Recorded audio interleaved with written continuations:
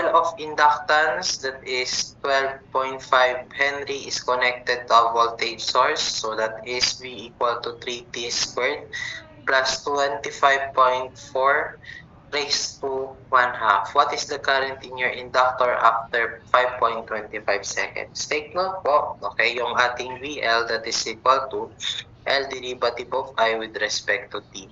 But in terms of current that is in your inductor, so therefore this is what? Okay, so by differential equations, so variable separable, this is VL dt is equal to L di.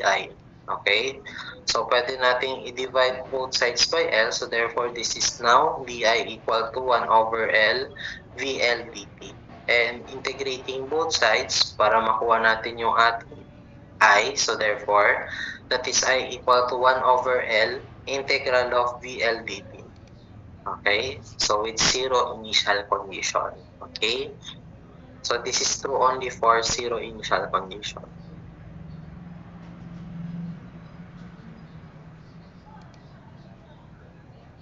Okay, so therefore this is now equal to 1 over L 12.5 integral of your voltage equation.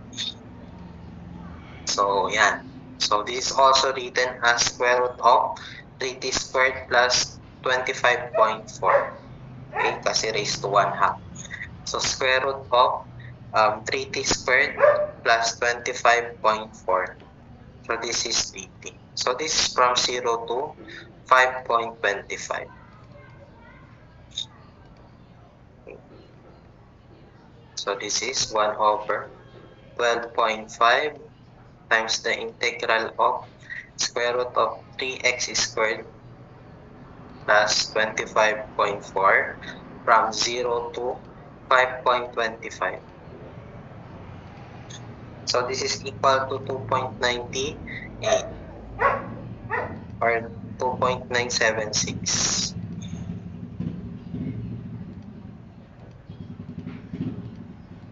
That is letter D. Part 1, then part 2.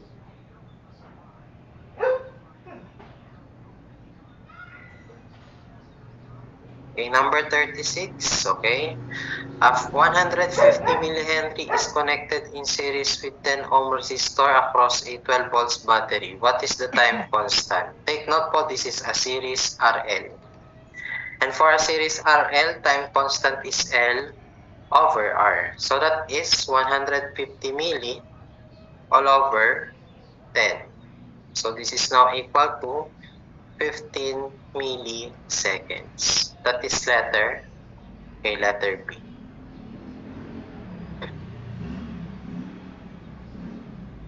Okay, next, number 37. Okay, so a series RLC has the following components. Okay, R equal to 1,000, L equal to 6, and C equal to 4 microfarad. So what will be the damping of the circuit? Okay, ano daw yung damping for a series RLC? So that is R over L squared minus 4 all over LC. Okay, ano kayo yung nandito? Is it less than, greater than, or equal to 0? Okay, so that is now 1,000 over L, that is 6, the quantity squared, minus 4 all over 6 times 4. So, dito muna tayo sa okay, left side. So, 1,000 squared over 6 squared minus 4 all over 6 times 4. So, this is 4. Okay, 4 microfarad pala ito, no? Hindi ko nasulat. Ayan. No, kung makalimutan. Ayan. So, that is 4 microfarad.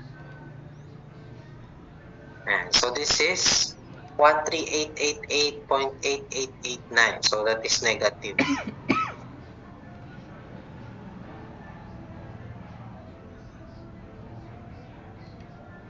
So, it should be less than 0.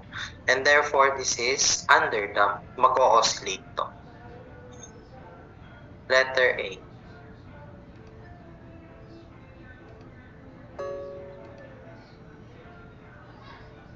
Next, number 38. If the product of your capacitance C and voltage V is charge Q, what should be the product of L and I equal to? Okay, take note po, yung ating L, that's Henry. Okay, ang derived unit nito is kilogram meter squared over second squared times ampere squared. Okay, ayan. So, kung i-ano natin to, i-group natin ito. So, this is what? Okay, this is kilogram meter per second squared times ampere squared. So, ano tong portion na to? This is Newton.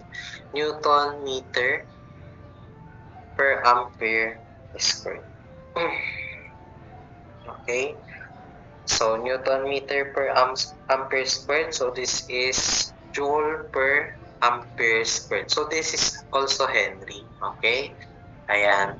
Pero anong gagawin natin dyan? Ita-times sa kuryente. So, therefore, joule over ampere squared times ampere ulit kasi ay nga ito, di ba? Okay, ito yung ating L. So, therefore, this will become joule over ampere. And joule over ampere is the same as true with your unit Weber. So, 1 joule per ampere, that is also 1 Weber. And that is, okay, a product of magnetic flux.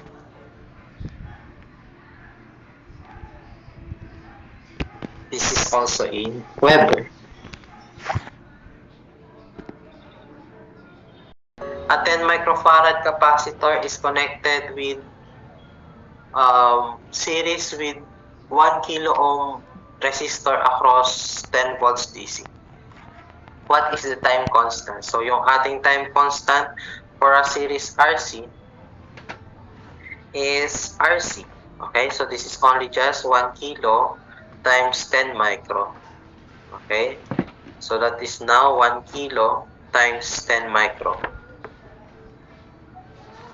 So this is equal to 10 millisecond. That's letter B.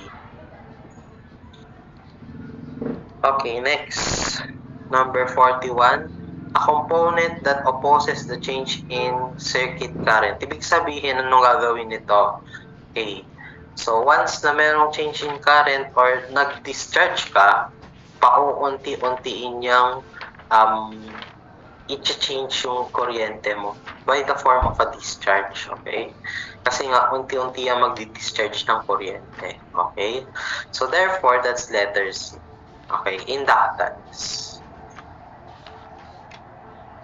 Kasi may na-store pa siyang energy, eh. Okay, so yun yung gagamitin niya.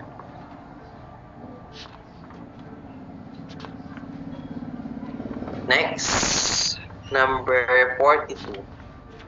So the voltage across your voltage across 30 microfarad capacitor varies with time, given as Vc equal to 10.75 minus 1.5 e to the negative 500t. Okay, what is the current through the capacitor at time t equal to 1 millisecond? So IC at 1 millisecond. Okay? So, take note lang rin po when it is pure capacitor. Okay? So, yung ating current in your capacitor, that is C times the derivative of your voltage of your capacitor with respect to time. Okay? Voltage, okay, derivative ng voltage ng capacitor with respect to time. So, therefore, this is equal to 30 times 10 to the negative 6 times derivative with respect to time ng ating voltage function. So, that is 10.75 minus 1.5 e to the negative 500t at time t equal to 1 millisecond. Okay, pwede siguro to sa calculator na. Okay. So that is shift integral lang. So this is 30 milli.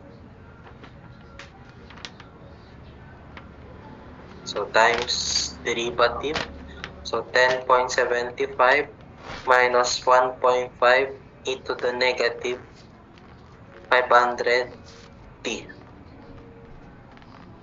At time t equal to 1 times 10 to the negative 3. So this is 0.014.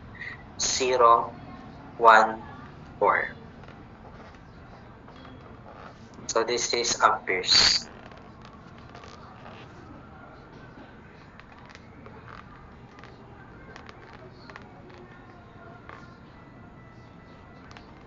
Okay. Next, number 43. So given 1 ohm resistor, 1 Henry inductor, and 0.25 farad capacitor, if connected in series, what will be the frequency of oscillation? Okay? So take note po, okay? Ano po ang ating frequency of oscillation dito? Okay, so that is 1 all over 2 pi square root of LC. So that is 1 times 0.25. So this is equal to 1 all over 2 pi times 1 times 0.25. So that is 0.318 Hertz. Okay? Pero siguro yung frequency dito is angular frequency. Malay lang natin, di ba? Okay? So what is angular frequency ba kasi? Okay, that is also your omega. So therefore, your omega is 2 pi times yung ating F. So therefore, this is 2 pi times 0.318. Ano kaya ito? Times na lang natin to ng 2 pi, no?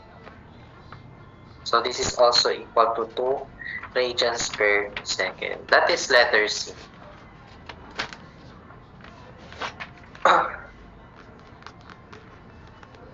Okay, next.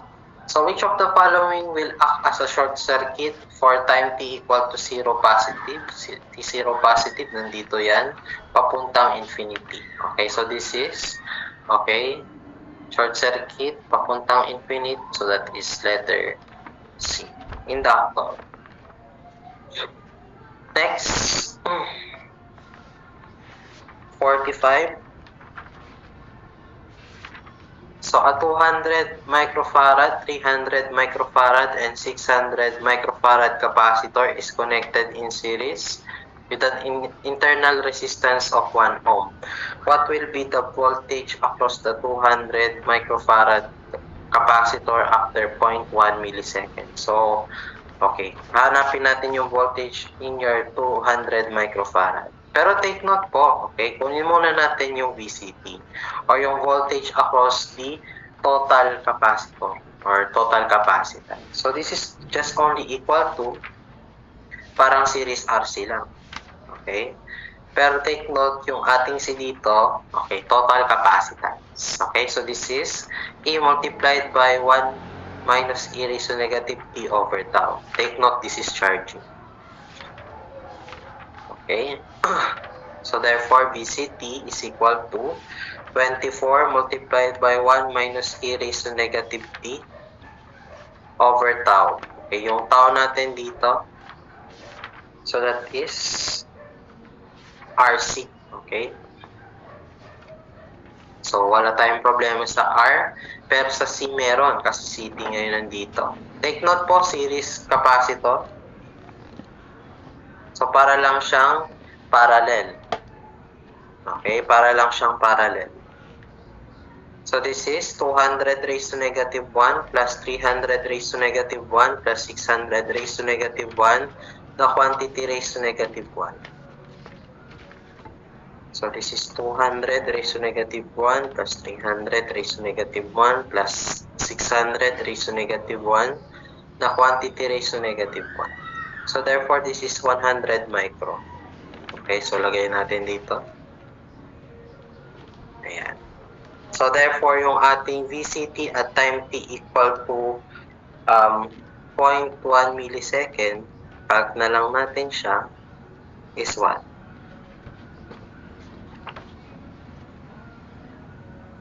So, 24 times 1 minus e to the negative x all over 100 micro. Calc natin, 0.1 milli. So, this is 15.171 volts. So, ito yung pagkahati-hatian ng tatlo. Okay? So, 15.171 volts. So, pwede natin gamitin yung yung voltage divider ng series capacitor. Okay? Voltage. Ito yung VCT natin, no? And ang kukunin lang natin dito, ito. Okay? Yung 200 lang. Okay? So, voltage divider rule. So, therefore, yung ating V ng 200, para lang siyang current divider na. Okay? Kasi nga po, yung nandito sa numerator, yung hindi kinukuha. So, that is now 15.171 multiplied by yung hindi kinukuha. Magbabaliktad lang kasi siya sa capacitor. So, this is 300 raised to negative 1 plus 600 raised to negative 1, the quantity raised to negative 1, all over 300 raised to negative 1 plus 600 raised to negative 1, the quantity raised to negative 1 plus yung kinukuha. So, this is in microfarad over microfarad. Bakit may over negative 1 dito? Ayan lang siya. So, this is microfarad. This is also microfarad. So, ano mangyayari dito? Cancel lang. So, matitira volts. So, multiplied by 300 raised to negative 1 plus 600 raised to negative 1. Quantity raised to negative 1 over 300 raised to negative 1 plus 600 raised to negative 1. Then, plus 200 yung kinukuha. So, this is kalimutan natin dito mag-raise. So, dito, lagyan ko na lang 15.17. Ayan siya, no? Nakalimutan lang natin ito. Okay? So, this is now 7.585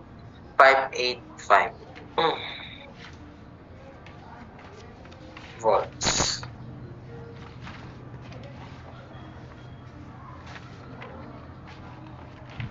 Okay, this is letter A.